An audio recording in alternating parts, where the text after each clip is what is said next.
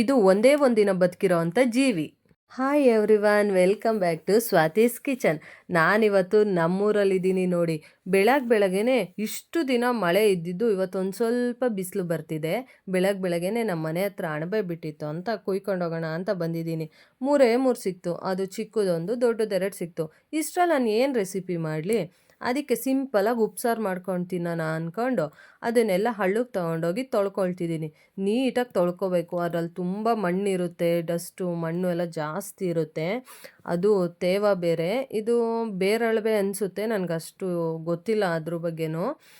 ನೀಟಾಗಿ ಅದನ್ನೆಲ್ಲ ತೊಳ್ಕೊಂಡು ನೀಟಾಗಿ ಸೋಸ್ಕೊಂಡು ಮನೆ ಹತ್ರಕ್ಕೆ ತೊಗೊಂಡೋಗ್ತಿದ್ದೀನಿ. ಈ ಉಪ್ಸಾರು ಮಾಡ್ಕೊಳ್ಳೋದು ಕಷ್ಟನೇ ಇಲ್ಲ, ಈಸಿಯಾಗಿ 2 ನಿಮಿಷದಲ್ಲಿ ಯಾರು ಬೇಕಾದ್ರೂ ಮಾಡ್ಕೊಬಿಡ್ಬೋದು. ಮಕ್ಕಳಿಗಂತೂ ಇದ್ರ ಟೇಸ್ಟ್ ತುಂಬಾ ಇಷ್ಟ ಆಗುತ್ತೆ. ಅದಕ್ಕೆ ಒಂದು ಈರುಳ್ಳಿನ ಒಂದು ಅರ್ಧ ಟೊಮೆಟೊ ಹೆಚ್ಕೊಂಡ್ರೆ ಸಾಕಾಗುತ್ತೆ, ಇನ್ನೇನು ಬೇಡ ಇದಕ್ಕೆ. ಈಗ ನೋಡಿ, ಒಂದು ಬಾಣಲಿ ಇಟ್ಕೊಂಡು ಒಂದು ಸ್ವಲ್ಪ ಎಣ್ಣೆ ಹಾಕ್ಕೊತಿದ್ದೀನಿ. ಎಣ್ಣೆ ಹಾಕ್ಕೊಂಡ್ಮೇಲೆ ಒಂದು ಸ್ವಲ್ಪ ಸಾಸಿವೆ ಹಾಕ್ಕೊಳ್ಬೇಕು. ಒಂದು ಸ್ವಲ್ಪ ಸಾಸಿವೆ, ಒಂದೆರಡು ಮೆಣಸಿನ್ಕಾಯಿ, ಒಂದು ಸ್ವಲ್ಪ ಈರುಳ್ಳಿ. ನೆಕ್ಸ್ಟ್ ಇದನ್ನು ಚೆನ್ನಾಗಿ ಬಾಡಿಸ್ಕೋಬೇಕು. ಈರುಳ್ಳಿ ಗೋಲ್ಡನ್ ಬ್ರೌನ್ ಆದರೆ ಸಾಂಬಾರೇ ಮುಗ್ದೋಯ್ತು. ಈಗ ನೆಕ್ಸ್ಟ್ ಅದಕ್ಕೆ ಒಂದು ಆಫ್ ಅಂದರೆ ಚಿಕ್ಕ ಟೊಮೆಟೊದಲ್ಲೇ ಒಂದು ಹಾಫ್ ಟೊಮೆಟೊನ ಕಟ್ ಮಾಡಿ ಹಾಕೋಬೇಕು. ಈಗ ಇಟ್ಕೊಂಡಿದ್ವಲ್ಲ ಅಣಬೆ, ಅದನ್ನೆಲ್ಲ ಹಾಗೆ ಸೇರಿಸ್ಕೊಳ್ತಿದ್ದೀನಿ.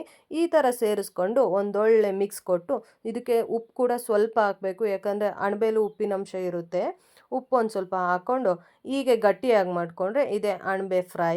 ಒಂಚೂರು ನೀರು ಹಾಕ್ಕೊಂಡ್ರೆ ಅದೇ ಅಣಬೆ ಸಾಂಬಾರು. ಇಲ್ಲಿಗೆ ಅಣಬೆ ಸಾಂಬಾರು ಕತೆನೇ ಮುಗ್ದೋಯ್ತು. ಚಿಕ್ಕ ಮಗು ಕೂಡ, ನನ್ನ ಮಗಳು ಕೂಡ ಈ ರೆಸಿಪಿ ಮಾಡ್ಕೋಬೋದು. ಅಷ್ಟು ಈಸಿ ರೆಸಿಪಿ ಇದು, ಬಟ್ ಟೇಸ್ಟಲ್ಲಿ ಅಷ್ಟು ಈಸಿ ಇಲ್ಲ. ಟೇಸ್ಟಲ್ಲಂತೂ ಸಖತ್ತಾಗಿರುತ್ತೆ ಇದು. ಕೊನೆಗೆ ನೋಡಿ, ಒಂದು ಸ್ವಲ್ಪ ಅರಶಿನ ಪುಡಿ ಹಾಕ್ಕೊಂಡು ಮಿಕ್ಸ್ ಮಾಡ್ಕೊಳ್ತಿದ್ದೀನಿ. ಇಷ್ಟೇ ಈ ಸಾಂಬಾರು, ಇನ್ನೇನು ಇದ್ರಲ್ಲಿ ಕಷ್ಟಪಡೋ ಅಷ್ಟೇ ಇಲ್ಲ.